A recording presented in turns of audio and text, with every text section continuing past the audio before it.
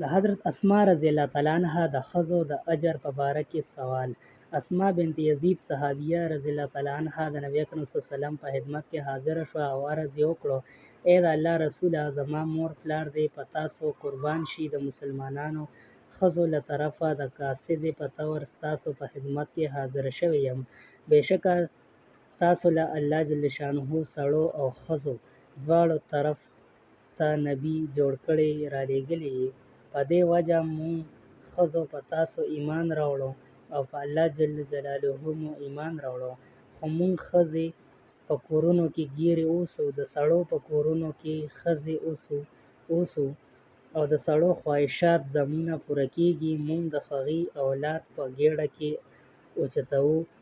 سره د دې ټولو خبرو سړو ډېر د ثواب کارونو کې زمونه وړاندې دي. د جمعې لمونځ کې شرکت کوي، د جمع لمونځونو کې شریکېږي، د بیمارانو تپوس پوښتنه کوي، جنازو کې شریکېږي، حج پسې حج کوي او د دې ټولو نه زیات جهاد کوي. او کله چې هغې حج یا عمرې دپاره یا جهاد دپاره ځي، نو مونږ ښځې د هغې د مالونو حفاظت کوو، هغې دپاره جامې جوړوو، د هغې اولاد پالو. آیا مونږ ثواب کې د هغې شریک نه یو؟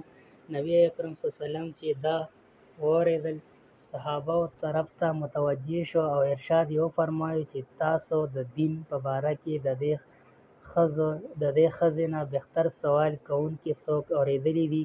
صحابه رضی الله تعالی عنهم عرض وکړو: ای د الله رسوله، زموږ خیال هم نه و چې ښځه هم داسې سوال کولی شي. دې نه پس نبي اکرم صلی الله علیه وسلم اسماء رضی الله تعالی عنها طرف ته متوجه شو او ارشاد یې وفرمایو چې په غور سره واوره او ځان پوهه کړه، او کومو ښځو چې ته رالېږلې یې هغې ته ووایه چې د ښځې خپل خاوند سره ښه سلوک کول، د هغه رضا لټول او په هغې عمل کول د هغې ټولو څیزونو د ثواب برابر دی. اسماء رضی الله تعالی عنها چې دا جواب واورېدو ډېره خوشحاله شوه او واپس شوه. په دې کې لیکي د ښځو خپلو خاوندانو سره ښه سلوک کول او د هغې اطاعت او فرمانبرداري کول ډېر قیمتي څیز دی، خو ښځې د دې نه ډېرې غافله دي. صحابه کرامو رضی الله تعالی عنهم یو ځل د نبي اکرم صلی الله علیه وسلم په خدمت کې عرض وکړو چې عجمي خلک خپلو بادشاهانو او سردارانو ته سجدې کوي، تاسو د دې زیات حقدار یې چې مونږ تاسو ته سجده کوو.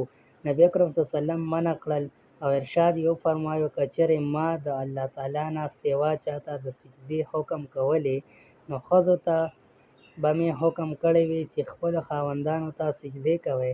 بیا نبي علیه الصلاة والسلام وفرمایل: په هغې ذات مې د قسم وي د چا په قبضه کې چې زما ساه ده، چې ښځه د خپل رب حق تر هغې وخته پورې ادا کولی نشي تر څو چې د خاوند حق ادا نه کړي.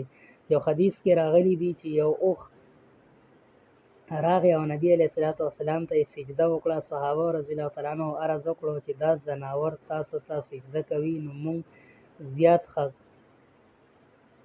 حقدار یو چې تاسو ته سجده وکړو. نبي علیه الصلاة والسلام منع کړل او دا یې ارشاد وفرمایو: که چېرې ما چاته حکم کولی چې چاته د الله تعالی نه سوا سجده کوئ، نو ښځې ته به مې حکم کړی وي چې خپل خاوند ته یې سجده کولی. یو حدیث کې راغلی دی چې کومه ښځه په داسې حالت کې مړه شي چې خاوند د هغې نه راضي وي، هغه به جنت ته ځي. یو حدیث کې راغلی دی که چېرې ښځه د خاوند نه ناراضه شي، جدا شپه تېره کړي، نو فرښتې په هغې لعنت کوي.